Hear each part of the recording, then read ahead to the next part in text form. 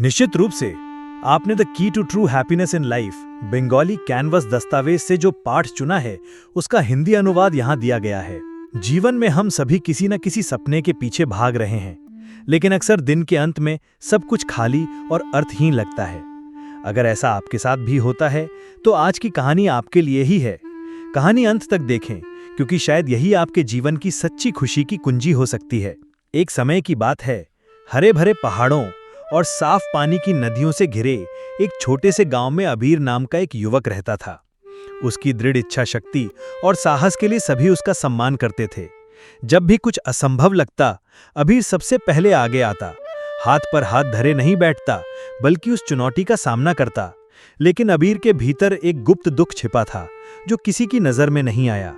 वो खुद महसूस करता था कि जीवन में सब कुछ हासिल करने के बाद भी उसके मन में एक अधूरेपन की छाया छिपी हुई है। सब कुछ ठीक होने के बावजूद जीवन में कहीं ना कहीं एक अधूरा अध्याय रह गया था, जो हर दिन थोड़ा थोड़ा करके उसे भीतर से खा रहा था। इस असंतोष और आंतरिक शून्यता से मुक्ति पाने के लिए अबीर ने उत्तर खोजने का फैसला किया। उसने यूसुफ नाम के एक ज्ञानी वृद्ध के बारे में सुना था, जो जंगल के किनारे एक झोपड़ी में रहते थे और जिनकी हर बात आईने की तरह थी। उनके पास जाने पर लोग खुद को नए सिरे से देखना सीखते थे।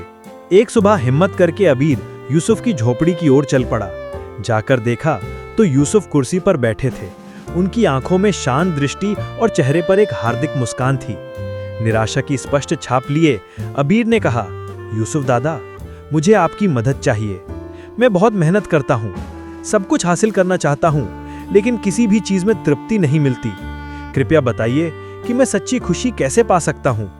यूसुफ कुछ देर अबीर की ओर देखते रहे, फिर बोले, मैं तुम्हारी मदद करूंगा, लेकिन पहले तुम्हें एक आसान काम करना होगा। उन्होंने एक पुरानी लकड़ी की बाल्टी की ओर इशारा करते हुए कहा, यह बाल्टी लेकर 1 सप्ताह तक हर दिन नदी में जाना, पानी भरना और मेरे कुएं में डालना, लेकिन याद रखना, बाल्टी टूटी हुई है। अबीर हैरान था, लेकिन पीछे नहीं हटा। अगले दिन से अबीर उस ज्ञानी वृद्ध की बात मानकर सुबह की तपती धूप में काम करने लगा, लेकिन बाल्टी से बहुत सारा पानी गिर जाता था।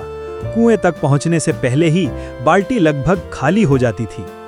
इस तरह अबीर हर दिन काम करता रहा।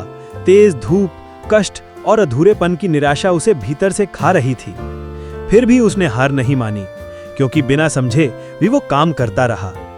1 सप्ताह के अंत में हताश अबीर आखिरी बार झोपड़ी में लौटा। बाल्टी लगभग खाली थी।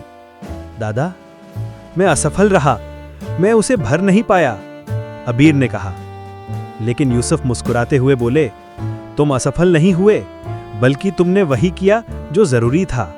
अब पीछे मुड़कर देखो। अबीर मुड़ा और आश्चर्य से उसकी आंखें बड़ी हो गईं। जो रास्ता पहले सूखा और धूल भरा था, अब वो फूलों और हरी घास से भर गया था। ये कैसे हुआ? अबीर ने हैरानी से पूछा। यूसुफ ने ज्ञान भरी आंखों से कहा, बाल्टी के टूटे हुए हिस्से से जो पानी गिर रहा था, उसी ने पूरे सूखे रास्ते में जान डाल दी है। यही जीवन है अबीर। हम सभी में त्रुटियां हैं, इस टूटी हुई बाल्टी की तरह। लेकिन इसका मतलब ये नहीं कि हमारा प्रयास व्यर्थ हो जाता है। सच्ची खुशी लक्ष्य प्राप्त करने से नहीं आती, बल्कि लक्ष्य प्राप्त करने की यात्रा को महत्व देने से आती है। गंतव्य नहीं, रास्ते में छोड़ा गया प्रभाव ही असली है। उसी क्षण अबीर के भीतर कुछ बदल गया। वो समझ गया कि चाही गई हर चीज ना मिलने पर भी जीवन के हर कदम पर उसने कोई ना कोई प्रभाव छोड़ा है। किसी न किसी जगह उसने सुंदरता का निर्माण किया है। अबीर गांव लौट आया, सभी सवालों के जवाब के साथ नहीं, बल्कि एक नए दिल और एक नई समझ के साथ। ये कहानी हमें एक ऐसी शिक्षा देती है जो बहुत गहरी और जीवन बदलने वाली है। हम अक्सर केवल अंतिम लक्ष्य के साथ जीते रहते हैं, सोचते हैं कि जब कुछ बड़ा हासिल करेंगे तभी खुश होंगे। लेकिन अबीर की तरह हम भी भूल जाते हैं कि असली ब्यूटी लक्ष्य प्राप्त करने की यात्रा में छिपी है। टूटी हुई बाल्टी हमारी कमजोरियों, गलतियों और जीवन की चुनौतियों का प्रतीक है। शायद परिणाम वैसा नहीं होता जैसा हम चाहते थे, फिर भी हमारा हर प्रयास किसी न किसी के जीवन में रोशनी फैलाता है। अगर इस कहानी ने आपके दिल को छुआ है तो चैनल को सब्सक्राइब करके हमारे साथ बने रहें। लाइक करके हमारी मदद करें, ताकि ऐसे संदेश और भी लोगों तक पहुंचें। और इस वीडियो को उस प्रिय व्यक्ति के साथ साझा करें जिसका आप भला चाहते हैं।